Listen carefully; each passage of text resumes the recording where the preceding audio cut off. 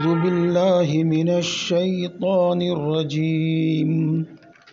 بسم الله الرحمن الرحيم. زين للذين كفروا الحياة الدنيا ويسخرون من الذين آمنوا والذين اتقوا فوقهم يوم القيامة والله يرزق من يشاء بغير حساب.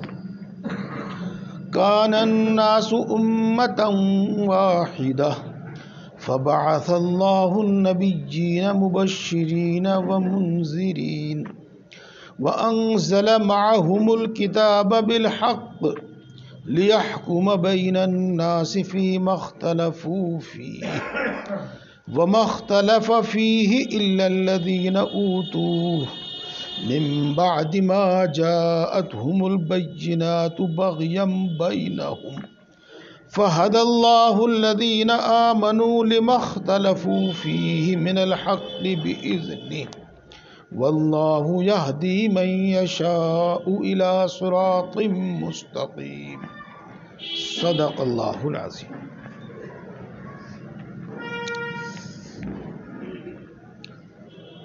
دوستو، جو آیت شریفہ پڑھی ہے میں نے اور جس کی ابھی تفسیر عرض کروں گا، مناسب یہی ہے جیسا کہ آپ ہمیشہ سنتے آئے ہیں کہ پہلے اپنے الفاظ میں اس کا حاصل اور اس کا مطلب بیان کر دیا جاوے، پھر ترجمہ کیا جائے تو ترجمہ آسانی سے سمجھ میں آتا چلا جاتا ہے. ہلکی پھلکی بات بھی ساتھ میں اگر بتا دی جاوے تو اور آسان ہو جاتی ہے بات. یہ اس سے پہلی آیت شریفہ میں بنی اسرائیل کا ذکر تھا.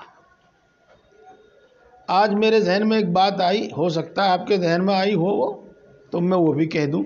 ہاں، آپ یہ نہ سوچئے گا کہ بس بنی اسرائیل کا ذکر ہے، یعنی یہود و نصارائی کا ذکر ہے اور اس کے علاوہ کسی کا ذکر نہیں ہے.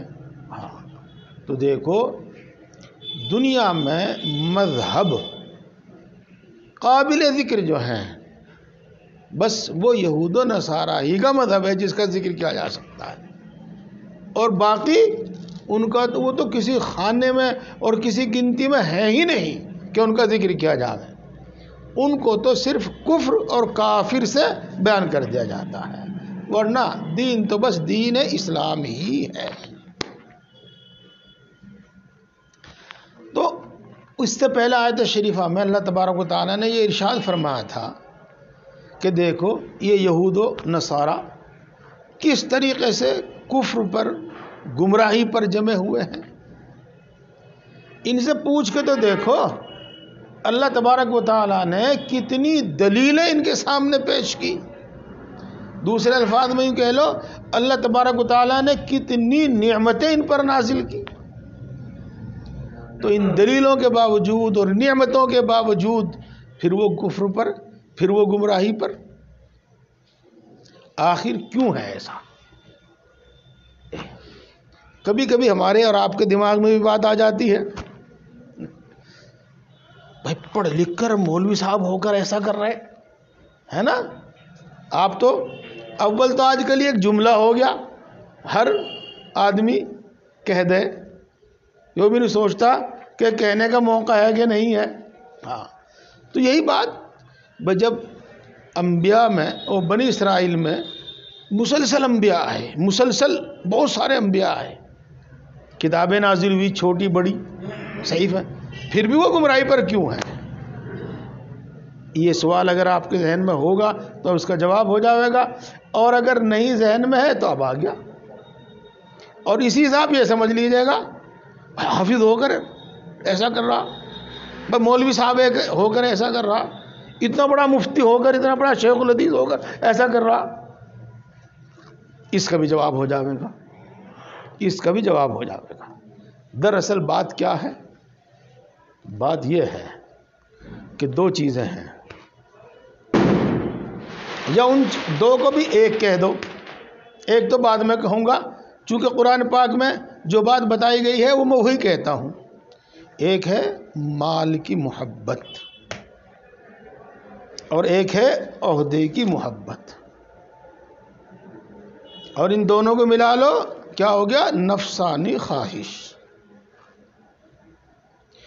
جب ان کا غلبہ ہو جاتا ہے، یعنی آدمی پر ان کی محبت سوار ہو جاتی ہے، آدمی پر خواہشات نفسانی کا غلبہ ہو جاتا ہے، پھر کچھ اس کو ہدایت نہیں دے سکتا، کوئی اس کو ہدایت نہیں دیتا، کوئی کتاب، کوئی وعظ، کوئی نصیحت، کچھ چیز اس کو فائدہ نہیں دیتی۔ باوجود یہ کہ اللہ تبارک و تعالیٰ نے انبیاء بھیجے اور انبیاء نے بھرپور کوشش کی، لیکن جن لوگوں کے دلوں میں کبر تھا، تکبر تھا، اور جن لوگوں کے دلوں میں عہدے کی محبت تھی، اور جن لوگوں کے دلوں میں مال کی محبت تھی، ان پر انبیاء کرام علیہ السلام کی تعلیمات کا اثر نہیں ہوا، ان پر اللہ تبارک و تعالیٰ کی بھیجی ہوئی کتابوں کا اثر نہیں ہوا۔ اور اسی طرح سمجھ لیجیے گا، چاہے عالم ہو جاوے، چاہے مفتی ہو جاوے، شیخ الحدیث ہو جاوے، مفسر ہو جاوے، کچھ بھی ہو جاوے، کتنا ہی بڑا علم اس کے پاس دین کا، شریعت کا آ جاوے، قرآن کا، حدیث کا آ جاوے، اگر اس کے ساتھ اس پر خواہشات نفسانی کا غلبہ ہے، مال کی محبت کا غلبہ ہے، اور عہدے کی محبت کا اس پر غلبہ ہے، تو پھر یہ اس کو کوئی فائدہ نہیں دے گا۔ امید ہے کہ دونوں بات اچھی طرح سمجھ میں آ گئی ہوگی۔ اب میں ترجمہ کرتا ہوں، اس کے بعد پھر کچھ عرض کروں گا جو اللہ تبارک و تعالی ذہن میں ڈالیں گے۔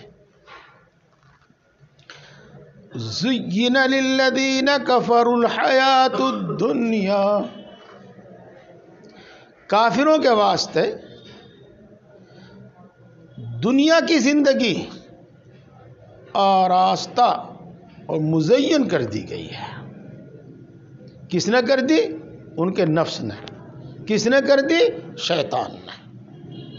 اور اس دنیا کی محبت کی وجہ سے وہ ایمان نہیں لاتے، جیسا کہ کل ملا کر بات یہ سمجھ میں آتی ہے۔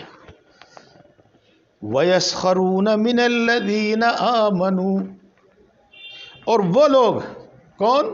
کافر، جن کے دلوں پر دنیا کی محبت کا، مال اور عہدے کی محبت کا غلبہ ہو چکا ہے، غلبہ ہو چکا ہے، وہ ایمان والوں کا مذاق اڑاتے ہیں۔ وَيَسْخَرُونَ مِنَ الَّذِينَ آمَنُوا، ایمان والوں کا وہ مذاق اڑاتے ہیں۔ کس طرح مذاق اڑاتے ہیں؟ دیکھو، مذاق اڑانے کی بہت ساری باتیں ہیں۔ دیکھ، بابا کی داڑھی، ملا جی کی داڑھی ایسے ہل رہی جیسے ہمارے بکرے کی داڑھی لگ رہا ہے۔ دیکھ، اس نے داڑھی رکھ لی اور یہ بابا لگنے لگا، بڈھا ہوگا ابھی تک۔ ارے دیکھا، کھانے کو نہ پہننے کو، نہ معلوم کن کن طریقے سے ان کا مذاق اڑاتے ہیں۔ ارے پرانے زمانے کی سوچ ہے ان کی تو بھائی، ارے انہیں دنیا کا کچھ پتہ ہی نہیں ہے بھائی، ان کی ترقی کی سوچ ہی نہیں ہے، یہ تو ترقی کے دشمن ہیں،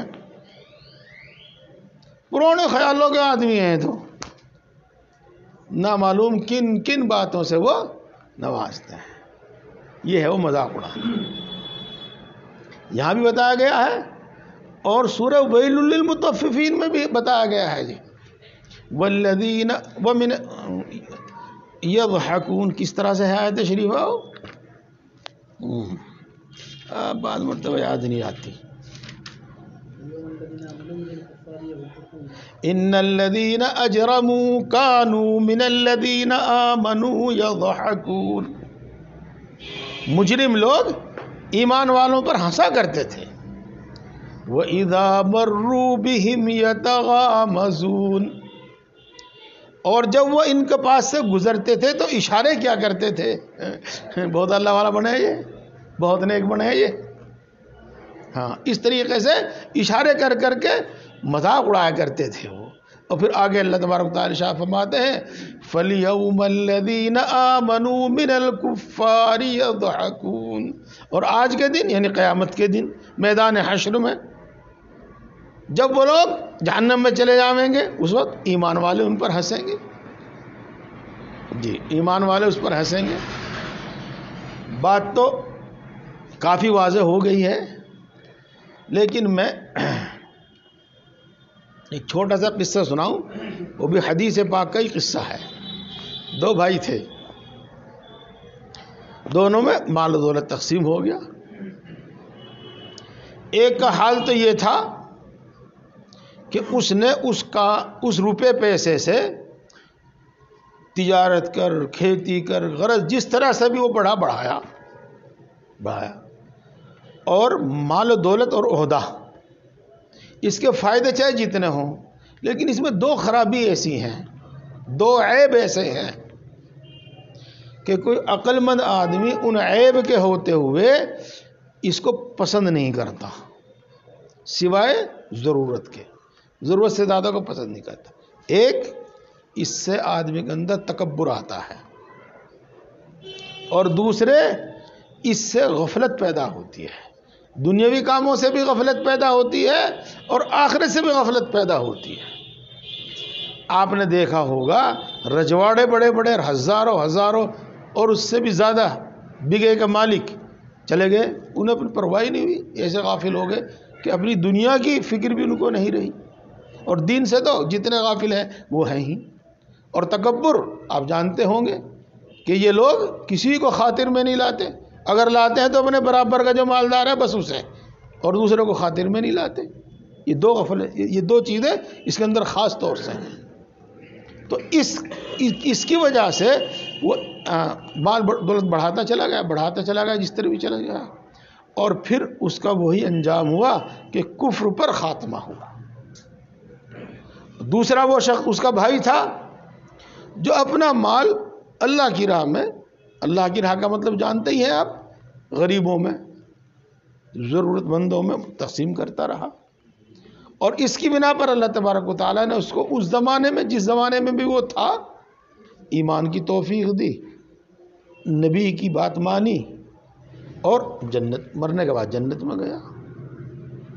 تو اب یہ دیکھو کہ ان دونوں میں سے عقل مند کون ہوا؟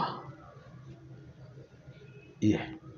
اور ظاہر بات ہے کہ وہ جب مالدار ہوگا دنیا میں وہ اس پر ہنسائی کرتا ہوگا، میرے بھی پاس اتنا ہی تھا، اس کے پاس بھی اتنا ہی تھا، اس نے اپنی بے وقوفی سے سب اڑا دیا، میں نے اپنی عقل مندی سے اتنا تیار کر لیا، بڑھا لیا، وغیرہ وغیرہ. یہ چیزیں ہیں. اب اللہ تبارک و تعالیٰ فیصلہ فرماتے ہیں، ان باتوں کو خوب سمجھو. لمبی لمبی تقریروں میں باتیں سمجھ میں نہیں آتی، چھوٹے چھوٹے جملوں میں یہ سمجھ میں آ جائیں گی. اللہ تبارک و تعالیٰ نے دنیا کی زندگی کے بارے میں یہاں کچھ نہیں فرمایا کہ کافر زیادہ کامیاب یا دنیا یا مالدار مومن زیادہ کامیاب، مومن زیادہ پریشان یا کافر زیادہ پریشان. یہ تو ہمارے سامنے ہے. اللہ فرماتے ہیں والذین اتقوا فوقهم یوم القیامہ، اور جن لوگوں نے پرہیزگاری اختیار کی. میں نے اتقوا کا ترجمہ وہی کر دیا، پھر بتاؤں گا مطلب. جنہوں نے پرہیزگاری اختیار کی وہ ان سب سے اوپر ہوں گے قیامت کے دن. پرہیزگاری کس سے اختیار کی؟ تقوی کس سے اختیار کیا؟ تقوی کا پہلا درجہ ہے کفر و شرک سے بچنا، یعنی مومن ہو جانا. اور تقوی کا دوسرا درجہ ہے اللہ تبارک و تعالیٰ کی ہر نافرمانی سے بچنا، جس کو ہم کہتے ہیں گناہ سے بچنا. اور تقوی کا تیسرا درجہ بھی بتاؤں؟ تیسرا درجہ اللہ کی یاد میں اتنا منہمک ہو کہ غیر اللہ کا دھیان نہ آئے. اللہ کی یاد میں اتنا انہماک کہ غیر اللہ کا دھیان نہ آئے. یہ بات ہوگی. تو جو لوگ جنہوں نے پرہیزگاری اختیار کی، جو پرہیزگار ہوئے، تو وہ ان سے اوپر ہوں گے قیامت کے دن. یہ اللہ تعالیٰ نے ارشاد فرما دیا. واللہ یرزق من یشاء بغیر حساب، اور اللہ تبارک و تعالیٰ جس کو چاہتا ہے بے شمار یعنی بہت زیادہ روزی عطا فرماتا ہے. اس کا ایک یہ مفہوم جو آپ بالکل براہ راست سمجھ رہے ہیں کہ واقعی اللہ تبارک و تعالیٰ کی طاقت ایسی ہی ہے کہ جس کو جتنا چاہے دے دے، اس کے خزانوں میں کوئی کمی نہیں ہے، بے شمار دے دے. یہ تو اس کا مطلب ہے ہی. لیکن وہ بات یاد رکھنا جو میں بار بار آپ کو کہتا ہوں، جب دو بات ایک ساتھ ملا کر بیان کی جاتی ہیں تو ان دونوں میں کوئی نہ کوئی جوڑ ہوتا ہے، کوئی نہ کوئی تعلق ہوتا ہے. یہ بات اللہ تبارک و تعالیٰ نے ایمان والوں اور کفر والوں کے ذکر کے بعد کیوں بیان کی ملا کر؟ ہاں اس لیے سنو، خوب دھیان سے سن رہے آپ، اور دھیان سے سنو. ہاں، مال دولت کی زیادتی اور مال دولت کی کثرت یہ خوش نصیب ہونے کی علامت نہیں ہے. مال دولت کی زیادتی اور مال دولت کی کثرت یہ عقل مند ہونے کی علامت نہیں ہے. مال دولت کی زیادتی اور مال دولت کی کثرت یہ سیدھی راہ پر اچھے مذہب پر ہونے کی دلیل نہیں ہے. یہ تو جس کو چاہتا دے دیتا ہے، کافروں کو بھی دیتا ہے اللہ، اپنے نافرمان بندوں کو بھی دیتا ہے، سب کو اپنے دشمنوں کو بھی دیتا ہے، سب کو دیتا ہے. اس لیے اس کی کوئی حیثیت نہیں ہے. اس سے خوش نصیب بد نصیب ہونے کا فیصلہ نہیں ہوگا.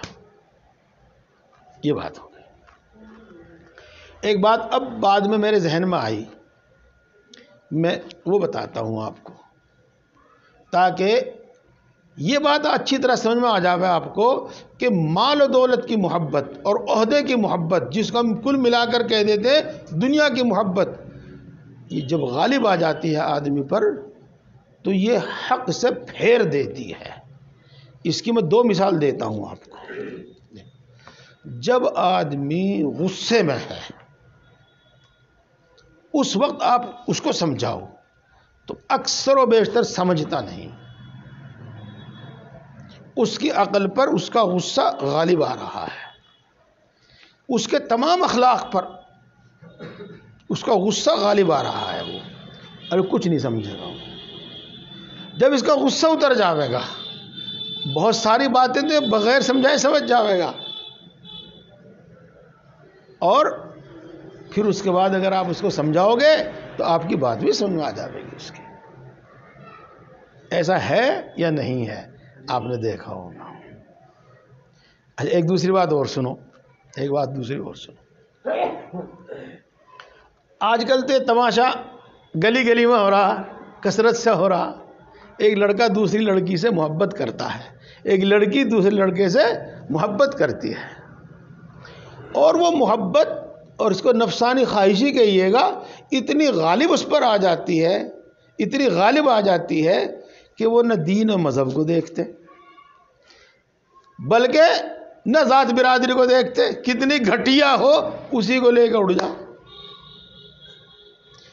اور باپ اس کو سمجھا رہا ہے، ماں اس کو سمجھا رہی ہے، بھائی اس کو سمجھا رہا ہے، اپنی عزت کا، خاندان کی عزت کا واسطہ دے رہے ہیں، لیکن وہ کچھ نہیں سن رہے. وہ کچھ نہیں سن رہی ہے. کیوں نہیں سن رہی ہے؟ وہ محبت کا، عشق کا بھوت سوار ہے، وہ غالب آ گیا. یہ لوگ کچھ سمجھ نہیں دینا. جی ہاں، زندگی میں بہت سے واقعات دیکھے اور دل پہ اثر بھی ہوتا ہے، ایسے نہیں، دل تو بہرحال اثر کرنے والا. ایک واقعہ جو میں زندگی میں اب تک تو بھولا نہیں، شاید آگے بھی نہ بھول. ایک لڑکی ہوگی، زیادہ سے زیادہ 17-18 سال کی ہوگی بس، یعنی دنیاوی قانون کے اعتبار سے وہ بالغ ہوگی، اور اس کا باپ تھا یا دادا تھا، اس کی عمر بہت تھی. اس نے پنچایت میں اپنی پگڑی اتار کر اس اپنی پوتی یا بیٹی کے پیروں میں رکھی، لیکن بیٹی نے اس پگڑی پہ لات ماری اور باپ یہ دادا جو بھی تھا اس کی طرف منہ کر کے بھی نہیں دیکھا بلکہ دوسری طرف منہ پھیر لیا. یہ کیا تھا؟ وہی عشق کا بھوت یا محبت کا غلبہ. بس اسی طرح سمجھ لیجئے گا آپ، جب مال دولت کی محبت، عہدے کی محبت انسان کے دل پر غالب آ جاتی ہے نا، پھر اس کو حق نظر نہیں آتا. کیا مال دولت کی محبت میں بھائی بھائی کا قتل نہیں کر دیتا؟ کر دیتا ہے. جب وہ اس کی محبت اس پر غالب آئی تو بھائی کی محبت، ماں جائے کی محبت کہیں دکھائی نہیں دی. تو یہ مثالیں دی ہے میں نے جو ہماری آنکھوں کے سامنے ہیں، جو واقعات ہم دیکھتے رہتے ہیں، اسی طرح سمجھ لیجیے گا آپ۔ اب آگے چلو، مثال کے طور پر ایک آدمی کا زمین پہ جھگڑا ہے جی، جس نے زمین دبائی ہے اس کو ہر طرح سمجھایا جا رہا ہے، بھائی یہ زمین تیری نہیں ہے، تو ناحق اس پر قبضہ کر رہا ہے، اور دیکھ قیامت کے دن 7 زمین تیرے گلے میں ڈالی جائیں گی، حدیث کی روح سے یہ ہوگا۔ لیکن ایک نہیں سنتا وہ، ایک نہیں سنتا وہ، مال کی محبت، زمین کی محبت اس پر غالب ہے۔ اور جس کے دل میں محبت ہے دین کی، عظمت ہے دین کی، مال کی اس کے سامنے اتنی محبت نہیں، وہ 1 روپیہ 2 روپیہ لے بھائی تیرا ہے اپنا، ہاں گھر جا کے دے کے آ رہا، تھوڑا زیادہ جتنا بھی جس کا ہے وہ جا کے دے کے آ رہا۔ اب امید ہے کہ ان مثالوں سے بات اچھی طرح سمجھ میں آ گئی ہوگی کہ مال و دولت اور عہدے کی محبت جب غالب آ جاتی ہے، سارے رشتے وہ بھلا دیتی ہے اور حق کو وہ بالکل چھپا دیتی ہے، اور اللہ کے رسول کی کوئی حیثیت اس کے دل میں نہیں رہتی۔ اسی واسطے حدیث میں، قرآن پاک میں مال و دولت کی زیادہ برائی کی جاتی ہے، ورنہ وہ ضرورت کی چیز تو ہے ہی، اس میں تو کوئی نہیں۔ یہ بات امید ہے کہ یہ سب باتیں آپ کے ذہن میں بھی رہیں گی، انشاءاللہ آپ کو فائدہ بھی دیں گی۔ اب آگے چلیے گا، اگلی آیت شریفہ کی طویل آیت شریفہ ہے یہ، میں اس کا مفہوم بھی آپ کے سامنے بتاتا ہوں۔ یہاں سے آپ کو بالکل اسی طرح کی ایک دوسری بات معلوم ہوگی۔ اللہ تبارک و تعالیٰ نے زمین پر سب سے پہلا جو انسان بھیجا وہ حضرت آدم علیہ السلام ہے، اور وہ اللہ کے نبی بھی ہیں، اور اللہ کا نبی اللہ کی نافرمانی نہیں کر سکتا۔ کفر اور شرک کی بات تو بہت دور کی ہے، وہ چھوٹی سے چھوٹی نافرمانی بھی اللہ کی نہیں کر سکتا۔ حضرت آدم علیہ السلام کی اولاد ہوئی اور بکثرت ہوئی، جیسا کہ آپ کو معلوم ہے، اور قریب حضرت آدم علیہ السلام کی عمر 1000 سال کی ہوئی۔ تو اس مدت میں، اس زمانے میں بہت بڑی تعداد میں انسان پیدا ہو چکے تھے، موجود ہو چکے تھے۔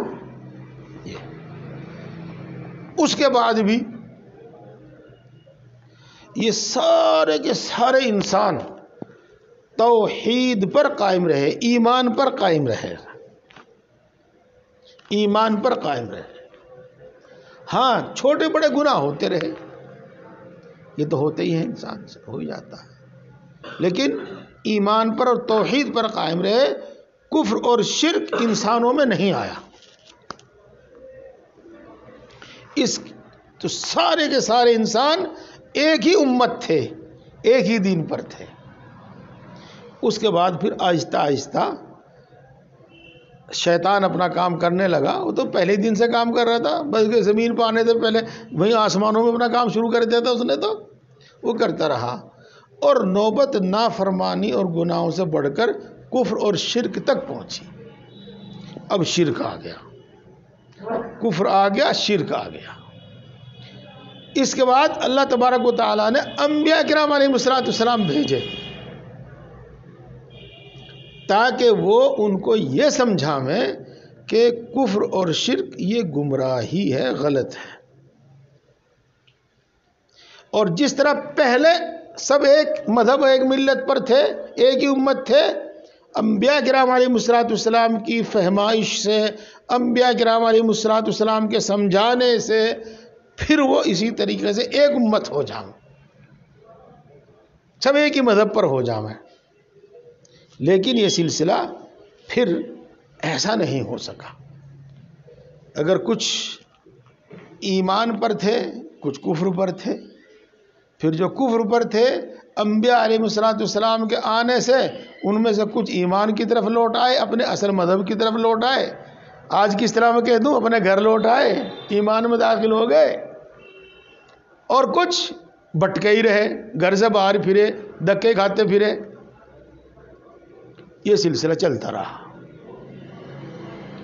اس کے بعد حضرت نوح علیہ السلام آئے، اور نوح علیہ السلام کے زمانے میں جب 1000 سال نوح علیہ السلام نے 950 سال تک تقریباً تبلیغ کی، اور 80 کے قریب 82 آدمی مسلمان ہوئے، کل ایمان میں داخل ہوئے، اور پھر اللہ تبارک و تعالیٰ نے ایک طوفان بھیجا، اس طوفان میں سب غرق ہو گئے، پوری دنیا میں کوئی انسان نہیں بچا، بلکہ جانور بھی نہیں بچے سوائے ان کے جو حضرت نوح علیہ السلام کے ساتھ کشتی میں سوار تھے، وہ جانور بھی اور آدمی بھی وہ تھے۔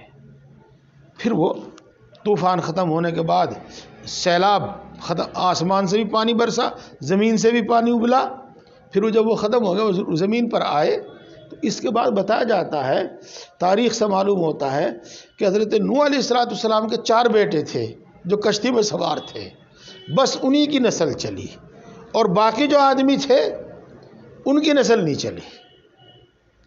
تو پھر ایک زمانہ ایسا آیا کہ سب کے سب انسان مومن ہی تھے، مسلمان ہی تھے۔ پھر اسی طرح زمانہ چلتا رہا، پہلے نافرمانیاں آئی، گناہ آئے، اور پھر اس کے بعد کفر اور شرک آیا، پھر انبیاء علیہ السلام آتے رہے اور سمجھاتے رہے، بتلاتے رہے، تو یہی سلسلہ رہا جو پہلے ہوا تھا۔ کچھ تو مومن ہوتے تھے، زیادہ تر کافر ہوتے تھے، نبی آیا ان کو سمجھایا، تو ان کافروں میں سے کچھ گھر لوٹ آئے، اپنے گھر واپس آ گئے، ایمان میں آ گئے، کچھ گمراہی میں رہے۔ پھر اللہ تبارک و تعالیٰ نے اکثر و بیشتر ان امتوں کو جو انبیاء کرام علیہ السلام کے سمجھانے کے باوجود بھی اپنے کفر و شرک پر جمے رہے، اپنی نافرمانیوں پر جمے رہے، تو ان کو ہلاک کر دیا، ختم کر دیا، ایمان والے باقی رہے۔ پھر سلسلہ چلا اسی طریقے سے، بس اسی طریقے سے ہوتا چلا آ رہا ہے۔ یہ اس میں اب تفصیل آوے گی، اور اس سے زائد جو بات آوے گی میں درمیان میں بتا دوں گا۔ اس سے اب ایک بات تو یہ سمجھو کہ دین اسلام اس وقت سے ہے جب سے اس دھرتی پر انسان موجود ہے۔ حضرت آدم علیہ السلام کا دین اسلام، اور آخری نبی حضرت محمد مصطفیٰ صلی اللہ علیہ وسلم کا دین اسلام، ایک بات۔ دوسری بات یہ ہے کہ ہم کسی میں سے نہیں نکلے، جو نکلا ہم میں سے نکلا، ہم کسی میں سے نہیں نکلے، جو نکلا ہم میں سے نکلا۔ ہم تو اس دین پر ہیں جو دین آدم لے کر آئے تھے، جو ہمارا باپ لے کر آیا تھا، ہم تو آج تک اسی پر ہیں، جو نکلا وہ ہم میں سے نکلا۔ اب جسے گھر واپسی کی خواہش ہے تو وہ ہم میں داخل ہو، ہمارے ساتھ آ گئے۔ اب ترجمہ کرو، انشاءاللہ پوری بات سمجھ میں آتی رہے گی۔ کان الناس امتا واحدہ، سب کے سب انسان ایک ہی امت تھے، یعنی مسلمان تھے۔ پھر باہم اختلاف ہوا، اللہ تبارک و تعالیٰ نے اس اختلاف کو دور کرنے کے واسطے فبعث اللہ النبیین مبشرین ومنذرین، پھر اللہ تبارک و تعالیٰ نے انبیاء کرام علیہ السلام بھیجے جو خوشخبری سنانے والے تھے اور برے انجام سے ڈرانے والے تھے۔ آگے بات آئے گی، پہلے یہ 2 لفظ سمجھو، مبشرین و منذرین۔ ہاں آپ بہت دھیان سے سننے، ماشاءاللہ میرا جی خوش ہو رہا ہے، لیکن آپ جانتے ہیں میں کس موقع پہ کہتا ہوں کہ دھیان سے سنیے۔ کون عمل اچھا ہے اور اس کا نتیجہ اور انجام اچھا ہے، اس کو اللہ سب سے زیادہ جانتا ہے، اور اللہ کے بتانے سے انبیاء کرام علیہ السلام جانتے ہیں، اور کوئی نہیں جانتا اتنا۔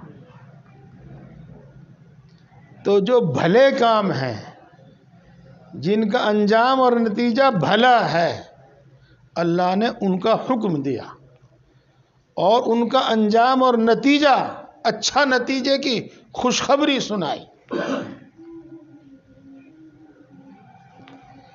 اور جو کام برے ہیں اور جن کا نتیجہ برا ہے، جن کا پھل برا ہے، جن کا انجام برا ہے، اللہ تبارک و تعالیٰ ہی ان کو جانتا ہے اور نہیں کوئی جانتا۔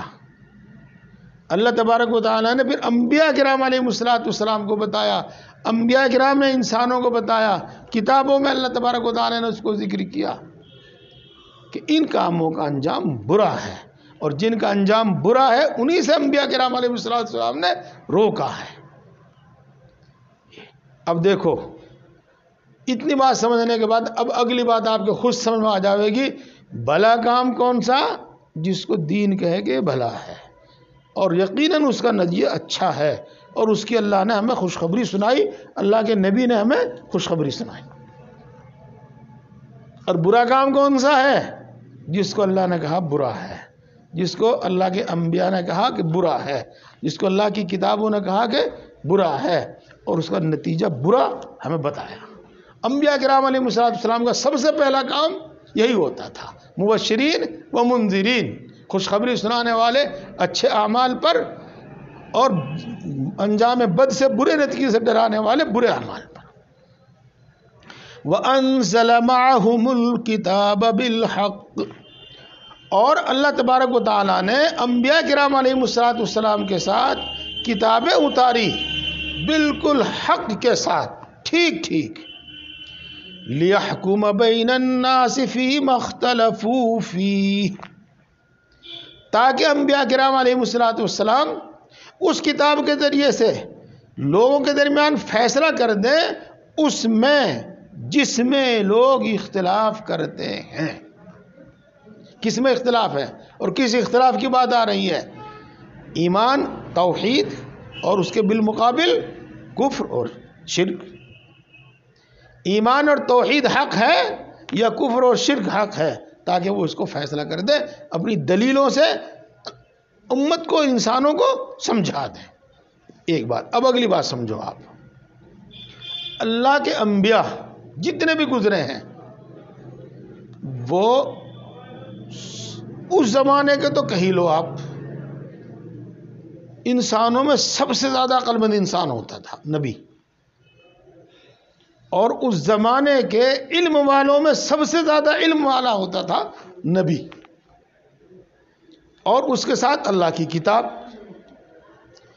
تو ایسا ہو نہیں سکتا، کیا کہہ رہا ہوں میں، الفاظ کو غور کیجئے، ایسا ہو نہیں سکتا کہ ایک آدمی نبی کی بات سنے اور اس پر حق واضح نہ ہو، اور ایسا ہو نہیں سکتا کہ ایک انسان اللہ کی کتاب کو صحیح سمجھے اور اس پر حق واضح نہ ہو۔ حق واضح ہو جاتا ہے، اس کے بعد بھی آدمی اگر نہیں مانتا تو دنیا کی محبت، ضد، ہٹ دھرمی، کوئی نہ کوئی ایسا سبب ہوتا ہے۔ اللہ تبارک و تعالیٰ نے انبیاء کرام علیہ السلام بھیجے، اپنی کتابیں اتاری، تو اس میں جان لینے کے باوجود، سمجھ لینے کے باوجود، آپس کی زدی کی وجہ سے اور ہٹ دھرمی کی وجہ سے بہت سے لوگوں نے انبیاء کرام کی بات نہیں مانی اور توحید اور ایمان کی طرف نہیں لوٹے۔ اس کو فرماتے ہیں وَمَا اخْتَلَفَ فِيهِ إِلَّا الَّذِينَ أُوتُوهُ مِن بَعْدِ مَا جَاءَتْهُمُ الْبَيِّنَاتُ بَغْيًا بَيْنَهُمْ، اور اس میں انہی لوگوں نے اختلاف کیا جن لوگوں کو علم دیا گیا تھا، واضح دلائل آ جانے کے باوجود، آپس کی زدی کی وجہ سے، یعنی ہٹ دھرمی کی وجہ سے۔ فَهَدَى اللَّهُ الَّذِينَ آمَنُوا لِمَا اخْتَلَفُوا فِيهِ مِنَ الْحَقِّ بِإِذْنِهِ، پھر اللہ تبارک و تعالیٰ نے ایمان والوں کو اس میں صحیح راستہ دکھلا دیا جس میں وہ لوگ اختلاف کر رہے تھے، یعنی حق راستہ اپنے حکم سے، یعنی انہوں نے انبیاء کرام علیہ السلام کی بات اور اللہ کی کتابوں کی بات مان لی اور وہ راہ راست پر آ گئے۔ تو راہ راست پر کون؟ ایمان والے۔ واللہ یہدی من یشاء الی صراط مستقیم، اور اللہ تبارک و تعالیٰ جس کو چاہتا ہے سیدھا راستہ دکھلا دیتا ہے۔ اللہ تبارک و تعالیٰ ہم سب کو سمجھ اور عمل کی توفیق عطا فرمائے۔